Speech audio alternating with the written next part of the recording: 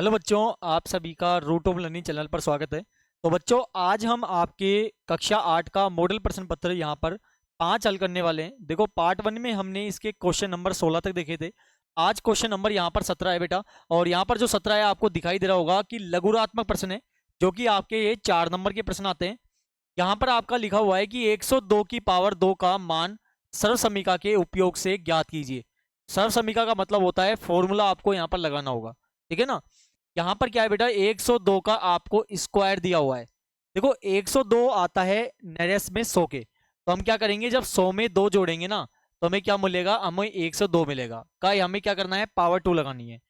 यहाँ पर क्या है, एक आइडेंटिटी लग रही है, और वो आइडेंटिटी है a प्लस बी का स्क्वायर, जिसका फॉर्मूला होता है a की power 2 plus 2ab plus B का स्क्वायर। ये हमें यहाँ पर आइडेंटिटी को लगाना होगा।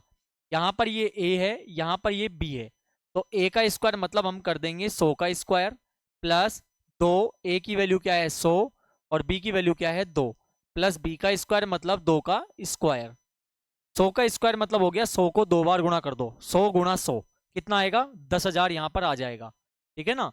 अब क्या करेंगे, 2 को 100 से करेंगे 200, और 200 को 2 से करेंगे 400, प्लस 4 का स्क्वायर, सॉरी 2 का स्क्वायर क्या हो जाएगा, 4 यहाँ पर हो जाएगा। अब इन्हें आपको क्या कर देना है, जोड़ देना है, तो आपके पास आ जाएगा 10,404। ये इसका यहाँ पर आंसर हो जाएगा। अगला देखते हैं, 10,500 रुपए मूल्य की एक मशीन 5% की दर से अवमूल्यन हो जाता है। 1 वर्ष पश्चात इसका मूल्य ज्ञात कीजिए। देखो, यहाँ पर क्या करना है, आपको 1 वर्ष पश्चात का मूल्य आपको बताना होगा। 10,500 की यहाँ पर मशीन है एक, ठीक है ना। यहाँ पर 5% दर से हो रहा है, 2 जीरो से 2 जीरो हम काट देंगे, 105 को 5 से गुणा आप करोगे, कितना आएगा, 525 रुपये आएगा। अब देखो, अवमूल्यन मतलब होता है डेप्रिसिएशन, यानी हमेशा क्या होता है, घटता है, ठीक है ना। अवमूल्यन हमेशा क्या होता है, घटता है।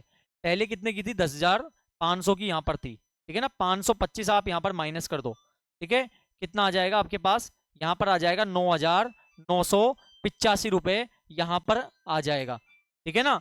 अब जब ये आपके यहाँ पर आ गया, तो इसका मतलब बेटा, अब ये जो 1 वर्ष पश्चात इसका जो मूल्य होगा वो हो जाएगा 1,985 रुपये। ये हमारा इसका फाइनल आंसर होगा। अगले प्रश्न पर बढ़ते हैं। एक ठेकेदार यह आकलन करता है कि जसमिंदर के घर में पुनः तार लगाने का कार्य 3 व्यक्ति 4 दिन में कर सकते हैं। यदि वह 3 के स्थान पर 4 व्यक्तियों को इस काम पर लगाता है, तो वह उस कार्य को कितने दिन में पूरा करेगा। सीधी सी बात है, व्यक्तियों की जब संख्या बढ़ गई, तो काम जो पहले ज्यादा दिनों में हो रहा था वो अब कम दिनों में होगा। तो आपको इस प्रकार से यहाँ पर सोल्व करना होगा, ठीक है। और यहाँ पर इस प्रकार के ब्लॉक बनाने होंगे।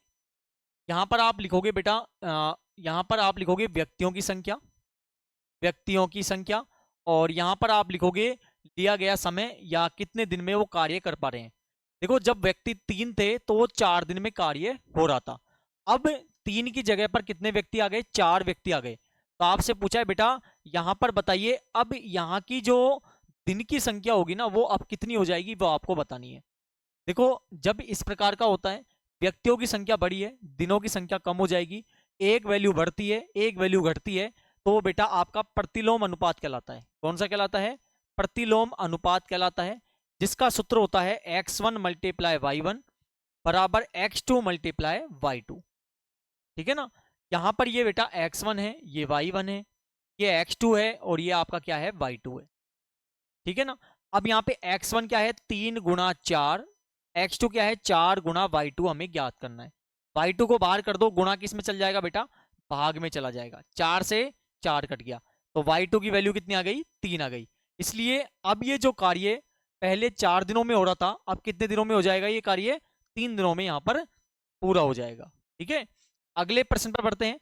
20वां प्रश्न है यहाँ पर, x की पावर 2 प्लस 2x को 2x प्लस 3 से हमें क्या करना है, गुणा यहाँ पर करना है। x की पावर 2 प्लस 2x को हमें यहाँ पर 2x प्लस 3 से क्या करना होगा, गुणा यहाँ पर करना होगा। तो हम क्या करेंगे, पहले इस नंबर को इन दोनों से गुणा करेंगे, यानी x की पावर 2 को 2x प्लस 3 से गुणा करेंगे, और इसी प्रकार प्लस 2x को भी इन दोनों नंबरों से यहाँ पर हम क्या कर देंगे, गुणा कर देंगे। अब यहाँ पर देखो, 2x कितने हो गए, 1, और 2 कितने हो गए बेटा, 3 हो गए। इसी प्रकार 3 को एक्स स्क्वायर से करोगे 3x स्क्वायर आ जाएगा, प्लस 2 को 2 से करोगे 4 आएगा, x कितने हो गए 2 हो गए, प्लस 2 तिया क्या हो गया 6x हो गया। अब यहां पर देखो ये भी एक्स स्क्वायर ये भी एक्स स्क्वायर, दोनों एक ही हैं, दोनों भाई भाई हैं, दोनों को आप जोड़ दोगे तो कितना हो जाएगा 3 और 4 कितना हो जाएगा 7x की पावर 2 प्लस 6x यहां पर आंसर हो जाएगा। ठीक है, अगला प्रश्न देखते हैं।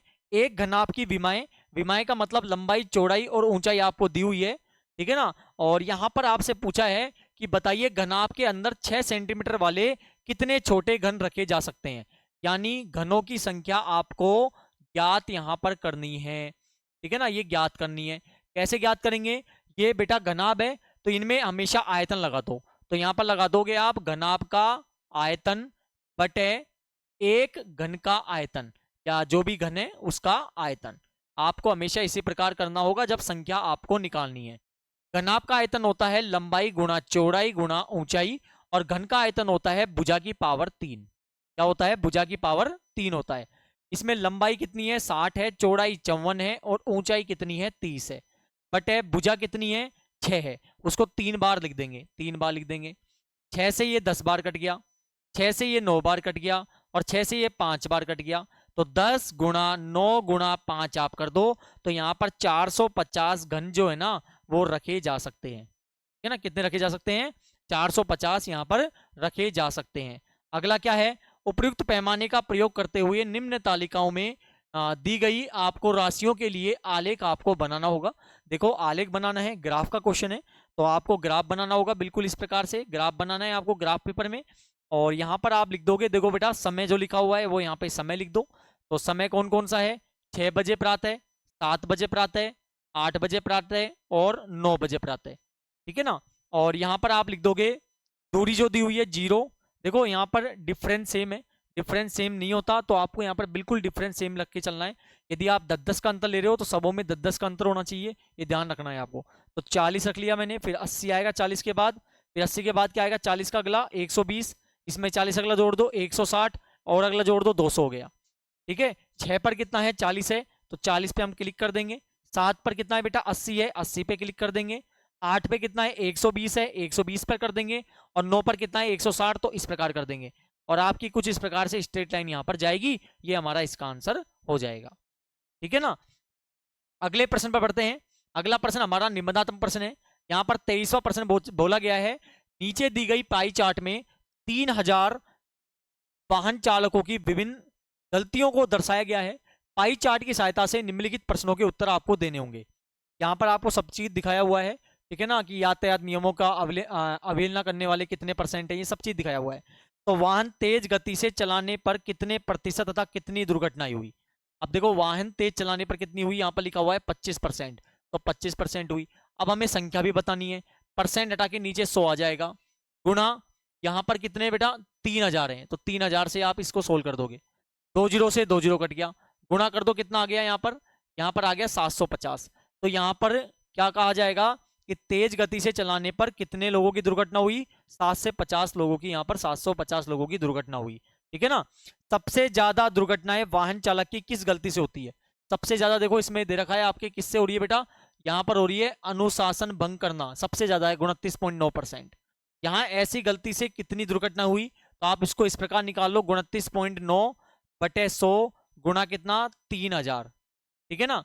पॉइंट हटा दो, एक संख्या बाद पॉइंट है, एक जीरो नीचे बढ़ा दो, 3 जीरो से 3 जीरो कट गया, 299 को 3 से गुणा कर दो, वो इसका क्या हो जाएगा आंसर यहाँ पर हो जाएगा, ठीक है ना। अगले प्रश्न पर बढ़ते हैं। दिए गए पाई चार्ट में 1000 वाहन चालकों की विभिन्न गलतियों से होने वाली दुर्घटनाओं को दर्शाया गया है। पाई चार्ट की सहायता से निम्नलिखित प्रश्नों के आपको उत्तर देखने हैं। ये देखो आप खुद इस क्वेश्चन को करेंगे और कमेंट करके बताइए इसका आंसर क्या आएगा, बिल्कुल सेम प्रश्न है उसी तरह का, ठीक है। अगला प्रश्न देखते हैं। सामने दी गई आकृति RENT यहां पर दिखाया हुआ है, जो कि एक आयत है, इसके विकर्ण एक दूसरे को प्रतिच्छेदित करते हैं और यहाँ पर x का मान आपको ज्ञात करना है। बेटा जो आयत होते हैं ना उसके ये जो विकर्ण है, ये दो विकर्ण है ना, ये आपस में काटते हैं और विकर्ण आपस में ये चारों जो होते हैं ना आपस में बराबर होते हैं, तो इसका मतलब 2x + 4 की वैल्यू 3x + 1 के बराबर होगी। x का नंबर आप इधर ले आओगे तो प्लस किस में हो जाएगा, माइनस में हो जाएगा। इसी प्रकार नंबर को इधर ले जाओ प्लस माइनस में हो जाएगा, यहाँ माइनस का x, यहाँ माइनस का 3, माइनस से माइनस कट गया, एक्स का मान कितना आ गया बेटा 3 आ गया। इस प्रकार इसको आसान तरीके से हम कर सकते हैं। अगला प्रश्न देखते हैं। अगला क्या है, यहाँ पर एक आकृति HOPE एक समांतर चतुर्भुज है। XYZ कोणों को माप ज्ञात कीजिए। ज्ञात करने का प्रयोग किए गए गुणों को भी आपको बताना है। ठीक है, हमें यहाँ पर क्या करना है, XYZ का मान ज्ञात करना है। हम क्या करेंगे, सबसे पहले इस एंगल को अंदर करेंगे और इसका नाम देंगे एंगल 1। तो एंगल 1 और 70 डिग्री दोनों का जो जोड़ होगा बेटा 180 डिग्री होगा। रीजन होता है रैखिक युग्म। क्या होता है, रैखिक युग्म। रैखिक युग्म क्या होता है, जब कोई एक लाइन है उस पर दो एंगल जो इस प्रकार के बनते हैं उनका जो जोड़ है 180 डिग्री होने पर रैखिक युग्म बनता है। ये इसी प्रकार का आपका बन रहा है। अब यहाँ पर इसको ट्रांसफर कर दो, प्लस किस में हो जाएगा, यहाँ पर माइनस में यहाँ पर हो जाएगा। तो एंगल 1 का मान कितना आ जाएगा, 110 डिग्री यहाँ पर आ जाएगा। समांतर चतुर्भुज की यह विशेषता होती है कि उसके आमने सामने के कोण आपस में बराबर होते हैं। तो ये कोण जो है इसके सामने वाला बराबर हो जाएगा। एंगल 1 के बराबर एंगल x हो जाएगा, क्योंकि सम्मुख कोण जो होते हैं वो आपस में चतुर्भुज में समांतर चतुर्भुज में क्या होते हैं, बराबर होते हैं। तो x का मान कितना हो जाएगा बेटा 110 डिग्री यहाँ पर हो जाएगा। तो इसका मान हमने निकाल लिया 110 डिग्री। अब देखो यहाँ पर क्या करना है, यहाँ पर देखो एक त्रिभुज बन रहा है और इस त्रिभुज की ये प्रॉपर्टी होती है कि सभी जो त्रिभुज होते हैं उसके जो कोण होते हैं उनका जोड़ 180 डिग्री होता है। तो यहाँ पर एंगल दो नाम दे देते हैं, ठीक है ना। तो यहाँ पर देखो 40 डिग्री है, 110 डिग्री है और एक एंगल 2 है। इन सबों का जोड़ कितना होगा बेटा 180 डिग्री होगा, क्योंकि त्रिभुज के अंत तीनों कोणों का मान 180 डिग्री होता है। ठीक है ना, इन दोनों को हम जोड़ देंगे 150 डिग्री आ जाएगा, प्लस एंगल 2 बराबर 180 डिग्री। नंबर को इधर भेज दो, प्लस किस में हो जाएगा, माइनस में यहाँ पर हो जाएगा। ठीक है ना, तो एंगल 2 का मान कितना आ जाएगा 30 डिग्री यहाँ पर आ जाएगा। तो ये वाला जो एंगल है बेटा ये कितना आ गया आपका 30 डिग्री यहाँ पर आ गया। अब क्या होता है कि जब कोई दो लाइन समांतर होती है, समांतर लाइन है ये दोनों, समांतर चतुर्भुज की आमने सामने की भुजा समांतर होती है, तो समांतर लाइन है तो यहाँ पर जो जेड बन रहा है, ये जेड बन रहा है तो ये वाला कोण इसके कोण के बराबर होगा। तो ये कितना हो जाएगा 30 डिग्री हो जाएगा। रीजन क्या होगा, एकांतर कोण। अंत है एकांतर कोण कब बनते हैं, जब इस प्रकार का जेड आपके बनता है। ठीक है ना, तो यहाँ पर 30 डिग्री हो जाएगा, किसका मान, जेड का मान। अब देखो इसी प्रकार आपके देखो बेटा यहाँ पर भी एक जेड बन रहा है और ये जो जेड बन रहा है इसमें ये कोण है जो इसके कोण के बराबर हो जाएगा। तो ये भी क्या हो जाएगा बेटा 40 डिग्री हो जाएगा। जेड बने पर उल्टा सीधा कैसे बने, बनना चाहिए इस प्रकार से। ठीक है ना, तो ये भी एक तरह का जेड है, तो यहाँ पर ये भी 40 डिग्री हो जाएगा। तो 40, 30 और एक्स का कितना आ गया 110, ये हमारा इसका आंसर हो जाएगा। अगले प्रश्न पर पढ़ते हैं। ये प्रश्न हमारा लास्ट प्रश्न है। यहाँ पर निम्नलिखित व्यंजकों के गुणनखंड हमें करने हैं। ठीक है ना, और ये गुणनखंड देखो कैसे करने हैं हमें। 25वें क्वेश्चन का पहला पॉइंट है L M plus L plus M plus 1। मैंने ब्रैकेट हटा दिया, कोई फर्क नहीं पड़ता। यहाँ पर दो दो के जोड़े बनाओगे, इन दोनों में मैच करेगा एल, एम बच गया, एल से एल कटा, एक बचा। दोनों में कुछ मैच नहीं करेगा, एक लिख देंगे। एक का भाग एम में दोगे एक आएगा, एक का भाग एक में दोगे एक आएगा। दोनों देखो सेम आ गए, तो एक तो हम अंदर का रख लेंगे और एक हम किसका रख लेंगे बेटा, बाहर का रख लेंगे। तो ये इस प्रकार हमारा आंसर हो जाएगा। इसी प्रकार देखो दूसरा पॉइंट, ये तो बिल्कुल आसान है, दोनों हमारे पहले मैच कर गए, तो एक तो दोनों में से अंदर का हो जाएगा और एक क्या हो जाएगा बेटा, बाहर का हो जाएगा, यानी y + 9 हो जाएगा। ठीक है ना, तीसरे पॉइंट पर बढ़ते हैं। तीसरा पॉइंट क्या है यहाँ पर, तीसरा है 49 x की पावर 2 - 36। देखो यहाँ पर 49 का वर्ग होता है 7, तो यहाँ पर लिख देंगे 7x का स्क्वायर, और 36 का होता है बेटा 6, 6 चांग 36। ठीक है ना, यहाँ पर एक फॉर्मूला लग रहा है a का स्क्वायर माइनस b का स्क्वायर, जो कि होता है a माइनस b और a प्लस b। यानी एक बार इसको हम लिख देंगे माइनस में और एक बार इसको हम लिख देंगे किसमें, प्लस में। इस प्रकार हमारा इसका आंसर हो जाएगा। और लास्ट पॉइंट क्या है, लास्ट पॉइंट चौथा पॉइंट है 16x की पावर 5 - 144x की पावर 3 है। ठीक है ना, यहां पर क्या है, देखो दोनों में कॉमन 16 आ जाएगा, 16 के भाग में 16 भी आता है, 144 भी आता है, 16 कॉमन निकाल लेंगे। यहाँ पर x 5 है, यहाँ पर 3 है, तो x 3 कॉमन आ जाएगा। ये पूरा हट गया, x की पावर 2 बच गई। 16 का भाग 144 में दोगे 9 आएगा, यहाँ पर x की पावर 3 पूरी हट गई। अब यहाँ पे क्या हो रहा है, यहाँ पर ये हो रहा है भाई, तो 16x की पावर 3 लिख देंगे। अब यहाँ पर देखो x की पावर हम 2 लगा देंगे, माइनस 9 का जो स्क्वायर होता है वो 3 का निकाल सकते हैं, यानी 3 तिया क्या होता है 9 होता है। यहाँ पर आइडेंटिटी फिर लग गई है, और देखो यहाँ पर ये 2 है और यहाँ पर आइडेंटिटी फिर लग गई, a square minus B square. यानी एक बार तो हम इसे लिख देंगे माइनस में और एक बार हम इसको लिख देंगे किसमें, प्लस में। इस प्रकार हमारा इस पॉइंट का आंसर ये हो गया। और ये बच्चे बेटा ये जो क्वेश्चन है इनको इसी प्रकार आपको करने हैं जो बिल्कुल आसान तरीके से आप कर पाएंगे। और आपका ये मॉडल प्रश्न पत्र पूरा हल हो चुका है। तो इसी प्रकार के देखो बच्चों वीडियो देखने के लिए चैनल को जरूर सब्सक्राइब करें, दोस्तों तक जरूर वीडियो को शेयर करें, और ज़्यादा से ज़्यादा आपको लाइक करने हैं और ज़्यादा से ज़्यादा शेयर करना है। और आपसे मुलाकात होगी बेटा नेक्स्ट वीडियो में। आज के लिए बहुत बहुत धन्यवाद।